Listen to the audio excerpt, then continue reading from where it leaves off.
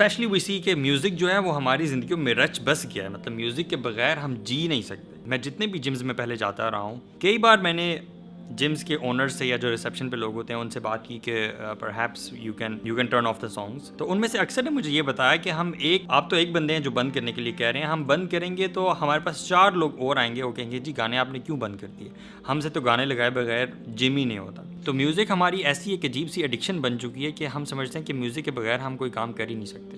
جب تک میوزک نہیں لگا ہوگا ہم روٹی نہیں کھائیں گے, جب تک میوزک نہیں لگا ہوگا ہم واش روم نہیں جائیں گے, جب تک میوزک نہ لگا ہو نا میرا کھانا ہضم نہیں ہوتا. جوکس اسائڈ, میوزک کو واقعی ہم نے اپنی پتہ نہیں کتنی بڑی مجبوری بنا لی ہے. جیسے میوزک نہ ہوا تو شاید مر جائیں گے. انٹرنیٹ اور وائی فائی کے بارے میں یہ سنا تھا جو کہ شاید کسی حد تک حقیقت ہو, لیکن میوزک ایسی چیز نہیں ہے جس کے بغیر آپ مر جائیں گے. ویسے وائی فائی نہ ہونے سے بھی کوئی نہیں مرتا. باٹم لائن یہ ہے کہ الحمدللہ ہمارے جو لوگ ہیں ان میں کتنی زیادہ خیر موجود ہے, اور تھوڑا سا صرف پش کرنے کی دیر ہے.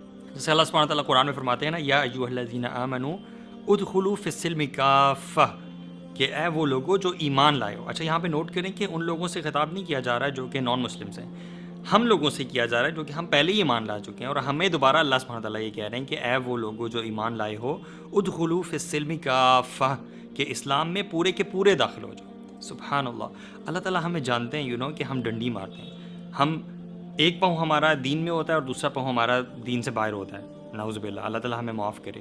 یعنی بہت سارے کام ہم دین کے کر رہے ہوتے ہیں اور ساتھ ہی بہت سارے کام ایسے بھی کر رہے ہوتے ہیں جو دین کے بالکل اگینسٹ ہوتے ہیں. تو الحمدللہ ہمارے لوگوں میں بہت زیادہ خیر موجود ہے, صرف ان کو ریمائنڈر دینے کی ضرورت ہے اور اچھے انداز میں بتانے کی ضرورت ہے. جتنی بار بھی آپ لوگوں سے آرام سے, پیار سے, محبت سے بات کریں گے, ہمیشہ آپ کو پازیٹیو رسپانس ملے گا. آئی اسٹل ریمبر کہ جب میں بھی میوزک وغیرہ سنا کرتا تھا تو میں یہ سمجھتا تھا کہ شاید میوزک نہیں ہوگا تو میں مر جاؤں گا. اور سکون کی ڈیفینیشن میرے لیے کیا تھی کہ آپ نے اپنی ہینڈس کانوں میں لگائی اور اپنی فیوریٹ پلے لسٹ لگا دی, اور آپ کو بہت مزہ آ رہا ہے, دس is life, this is enjoyment, اور دس از سکون. بات تو یہ ہے کہ اللہ سبحانہ تعالیٰ سے سچی بات کس کی ہو سکتی ہے. اور اللہ تعالیٰ قرآن میں فرما دیتے ہیں کہ الا بذکر اللہ تطمئن القلوب, کہ دلوں کا اطمینان جو ہے وہ صرف اور صرف اللہ سبحانہ تعالیٰ کی یاد میں ہے. تو پھر یہ کیسے ہو سکتا ہے کہ ہم اس سکون کو میوزک میں تلاش کرتے ہیں.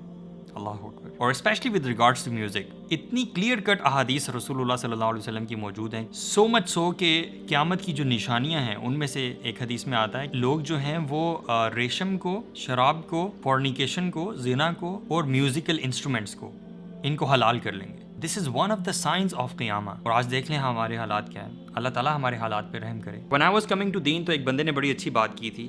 اس نے مجھے بتایا تھا کہ love of music and love of Quran, یہ دونوں ایک ہارٹ میں کبھی اکٹھے نہیں ہو سکتے. It will be either love of music اور the love of Quran. Take your pick. That really hit me. I kept thinking for a long time. So الحمدللہ when I came to practicing deen, I left music. And I cannot tell you how peaceful your heart becomes when you leave music. Your heart is like a glass. اب آپ نے اس glass کو empty کر لیا music سے, اس کے اندر کچھ نہ کچھ تو ڈالنا ہے نا, تو اب آپ اس کے اندر قرآن ڈالیں گے. And then my heart became filled with the love of Quran. الحمدللہ.